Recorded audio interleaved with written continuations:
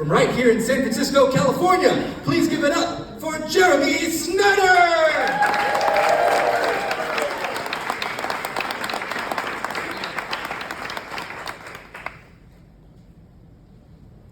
I love taking pictures of watersheds, and that's really because I love seeing the world in terms of watersheds. I think that they're one of the best examples of how, when you understand the science underlying something, it adds this rich new lens of detail through which to see the world.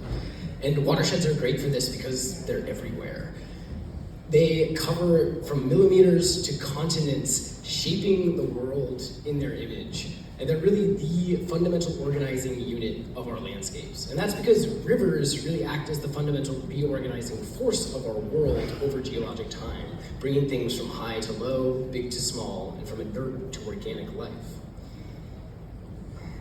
And when you start to see landscapes in terms of these processes, it adds this amazing sense of logic and detail to them. And I like to call this sensation, this experience, scientific X-ray vision. Nowhere is really better for science X-ray vision in watersheds than the Colorado River Basin. So the Colorado spans from the Rockies to the Sea of Cortez, 1,400 miles across some of the driest parts of the United States. And along the way, it carves some of the world's most iconic landscapes. And what I think is extra cool about these places is that before rivers carved the West, they built it. So each of these sedimentary layers represents a former world that has already been through this process of recycling and transportation at least once. They were brought by ancient rivers and deposited into ancient seas, only to be recarved again by today's river systems. The people who live in the American West live constantly among these monuments to ancient worlds, and the ground beneath their feet that is currently being carved away and shaped by rivers was itself built by them.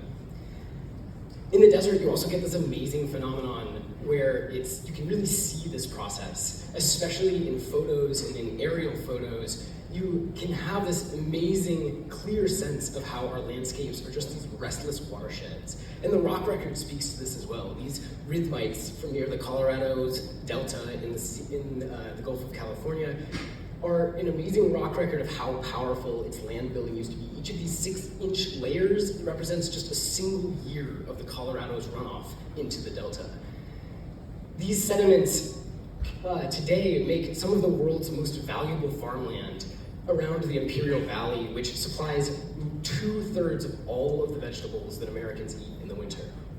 And it's really an interesting twist that in order to sustain life in the American West, we've really required mangling and stopping the river process in its tracks. We plug the Colorado with 15 dams along its length. We pump it up hundreds of miles and thousands of feet out of its watershed with aqueducts like this. The alterations that we have made to the Colorado River's watershed are what are responsible for our way of life in the American West, but they also cause the river processes that built our landscape to come grinding to a halt, and like the sediments in the rivers to be impounded behind dams and settle to the floor of reservoirs like this. So as we have hobbled the river, we've also become more and more dependent on it and use the water in these systems so extensively that there's less flexibility now for natural changes and climate change. And that's why it's really more important than ever to study places like the Rocky Mountain headwaters of the Colorado River, where 80% of its flow starts as snow. The scientists from Berkeley Lab's Watershed Function SFA have made this watershed one of the best studied in the world, which requires year-round grueling work like skiing into the backcountry on bluebird powder days, and studying the ways that water interacts with biospheres and ecosystems, soils and microbes, all of which impact both the quantity and the quality of the water that goes downstream. And headwaters matter because we all live downstream. So understanding landscapes in terms of watersheds is critical in the American West. And I think photography is a really powerful tool for doing that here, because watersheds are both beautiful and everywhere. And the ability to see landscapes in terms of the watershed processes they contain was really one of the first gifts I got from learning geology. And it's one that I hope I was able to give a little bit to you today in the form of science X-ray vision with these photos.